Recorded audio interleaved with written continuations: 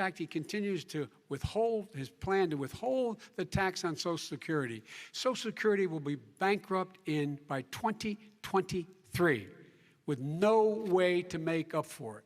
This is the guy who's tried to cut Medicare. So no, I mean, the idea that Donald Trump is lecturing me on Social Security and Medicare? Come on. He tried to get rid of, he tried to hurt Social Security years ago. Years ago. Go back and look at the records. He tried to hurt Social Security years ago. All right, let's move on. I'm going to move on. Mr. President, I have to move on to the next question. They said the stock market will boom if I'm elected. If he's elected, the stock market will crash. Okay, let's move on to the next question very quickly. Look, the idea that the stock market is booming is his only measure of what's happening. Where I come from in Scranton and Claymont, the people don't live off of the stock market. Just in the last three years during this crisis, the billionaires in this country made, according to the Wall Street, $700 billion more dollars. $700 billion more dollars. Because that's his only measure. What happens to the ordinary people out there?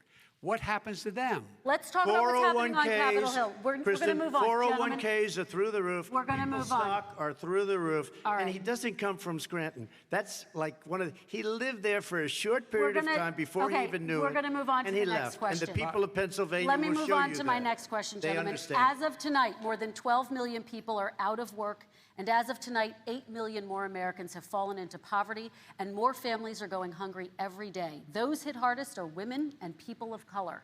They see Washington fighting over a relief bill. Mr. President, why haven't you been able to get them the help they need? 30 seconds here. Because Nancy Pelosi doesn't want to approve it. I do. But you're the president. I do, but I still have to get. Unfortunately, that's one of the reasons I think we're going to take over the House, because of her. Nancy Pelosi doesn't want to approve anything because she'd love to have some victories on a date called November 3rd. Nancy Pelosi does not want to approve it. We are ready, willing, and able to do something. Don't forget, we've already approved 3 plans, and it's gone through, including the Democrats, in all fairness. This one she doesn't want. It's near the election because she thinks it helps her politically. I think it hurts her politically. All right, Mr. Vice President. You know, the Republican leader in the United States Senate said he can't pass it. He will not be able to pass it. He does not have Republican votes. Why isn't he talking to his Republican friends? Let me follow up with you, Vice President. If we made a Biden, deal, because the Republicans let me will ask pass Vice President Biden a question. You are the leader of the Democratic Party. Why have you not pushed the Democrats to get a deal for the American people? Well, I have, and they have pushed it. Look, they passed this act all the way back in the beginning of the summer. This is like it's not new. It's been out there.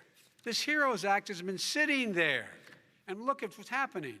When I was in charge of the Recovery Act with $800 billion, I was able to get $145 billion to local communities that have to balance their budgets and states that have to balance their budgets.